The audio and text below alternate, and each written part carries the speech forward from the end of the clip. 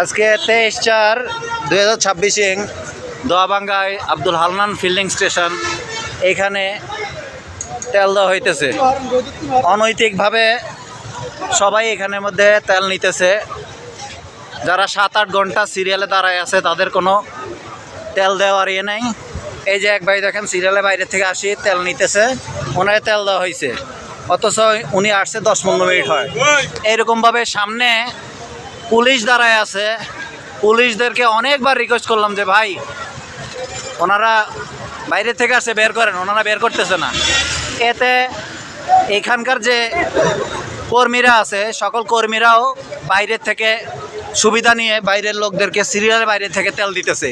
এই যে দেখেন বাইরে অনেকগুলো গাড়ি বাইরের থেকে সিরিয়ালে, ওই দিক থেকে ঘন্টার পর ঘন্টা মানুষ আসে সিরিয়ালে দাঁড়ায়, তেল পাইতেছে না। এখানে পুলিশ দাঁড়ানো অবস্থাতেও বাইরে থেকে সিরিয়ালে এই গাড়িগুলো। আপনারা ভালো করে দেখে নেন।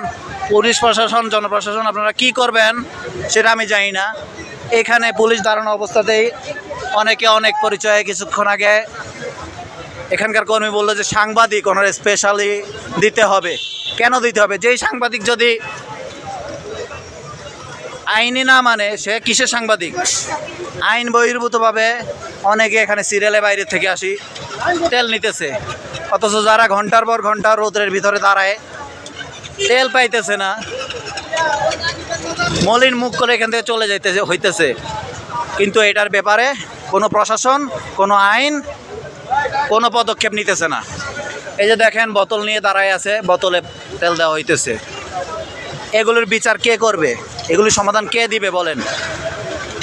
আমরা আজকে দেশের সাধারণ জনগণ আমরা এত পরিশ্রম করে 7-8 ঘন্টা সিরিয়ালে দাঁড়ায় তেল পাইতেছি না। এই যে দেখেন উল্টা গাড়ি ঢুকায় তারপর তেল নিতেছে। এটা আব্দুল হান্নান ফিলিং স্টেশন, দোয়াবাঙ্গার পশ্চিম পাশে, সারাস্তি, চাঁদপুর। আজকে 23/4/2026। দেশের সচেতন নাগরিকগণ আপনারা কি করবেন, প্রশাসন কিভাবে দেখবেন, আমি আপনাদের কাছে সাহায্য কামনা করি। ধন্যবাদ।